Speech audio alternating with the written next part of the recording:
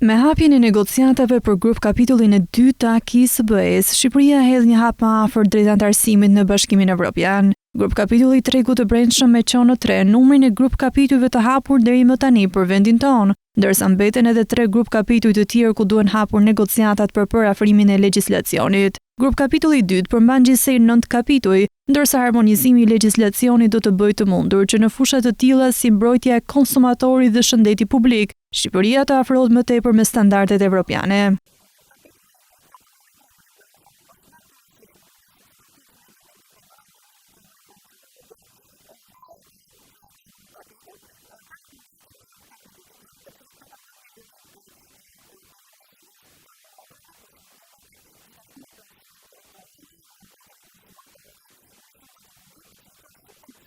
Sipas ekspertës Lorela Alia, ky grup kapitull do të jetë një sfidë më vete për Shqipërinë, për shkak se numri më i madh i grup kapitujve do të shtojë vështirësinë e parafrimit të legjislacionit.